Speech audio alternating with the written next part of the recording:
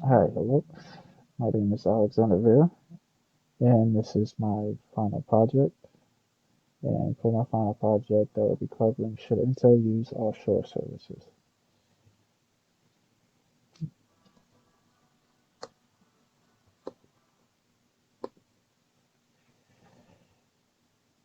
One of the first things we need to understand when it comes to offshoring is what exactly, is offshoring.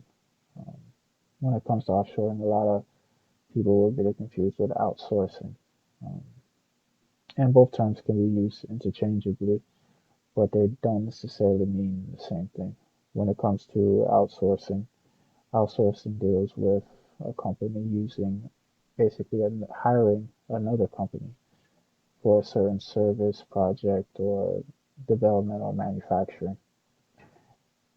And there's various reasons for that. But when it comes to offshoring is the same thing, but with outsourcing, it's done within the company's native country. With offshoring, it's done outside of the country's native country. Um, Apple's a big example of this. Apple does most of its manufacturing outside of the United States. Uh, when it comes to Intel, a few basic points about Intel is that, you know, Intel's main focus is chip manufacturing and CPU manufacturing. Um, that deals with everyday electronics that are sold. Uh, Intel right now holds 80% of the market. Um, and it's used for various products like desktops, laptops, like I said, mentioned before, various electronics, popular brands like Apple or Microsoft or cell phones, whether it be Samsung or amongst other things. Intel has their chips in a lot of different areas and places uh, along those lines. A lot of common services that come with offshoring is manufacturing is probably the biggest and most talked about and well known. Um, Call centers, tech department, cloud. We all pretty much had a run in where we called some companies tech support or customer service, and we got somebody with a different accent than that we're usually used to when it comes to English speaking. Um, they're a common day. It's a common day business practice. Um, More companies have taken the practice up over the years to do this, and it's something that we are definitely going over right now to see if we can essentially gain from that.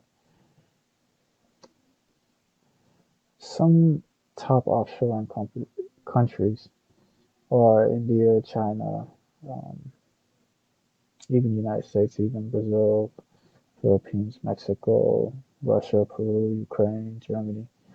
This is a study taken from Statista, I believe in 2018, and they've covered financial attractiveness, people skills availability, business environment, digital reliance.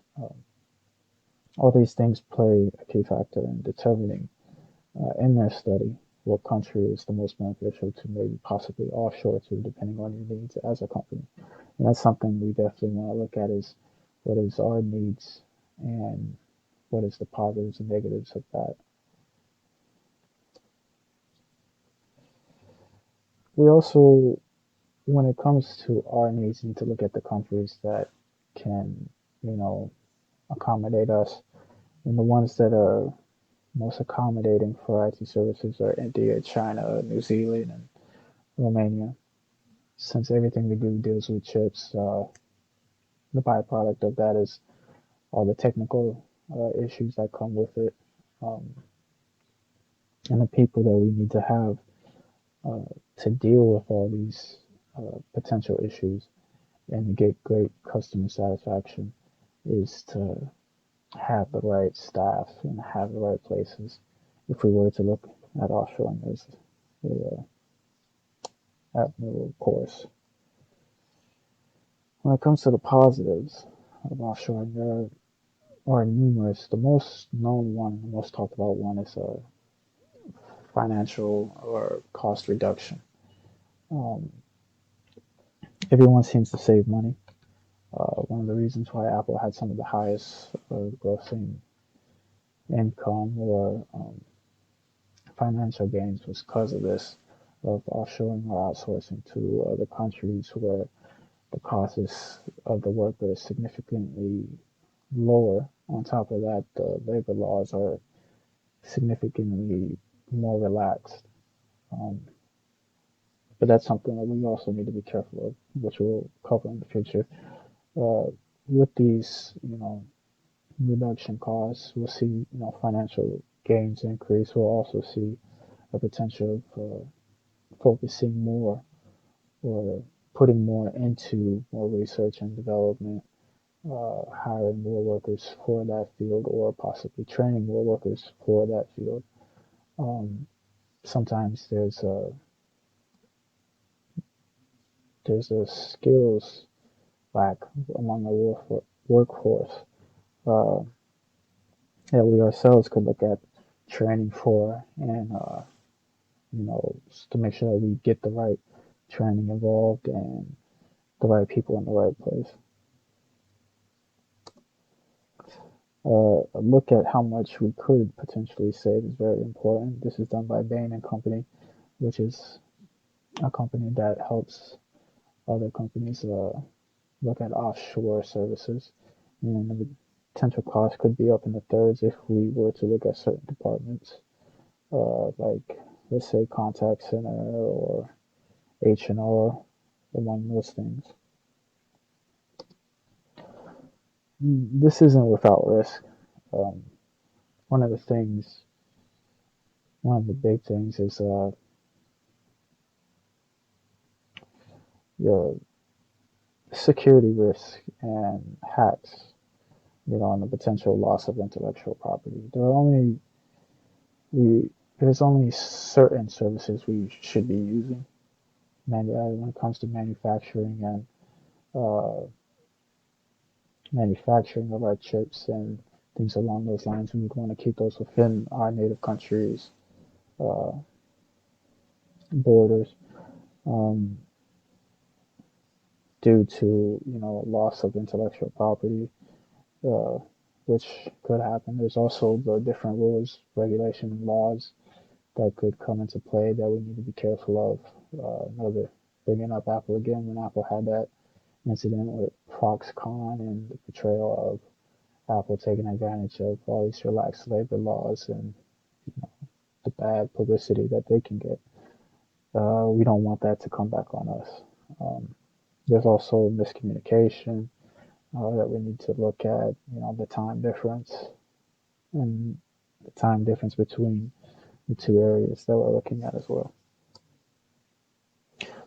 So for a conclusion, the positives are definitely there, and we definitely have more to gain than lose when it comes to using certain offshoring services.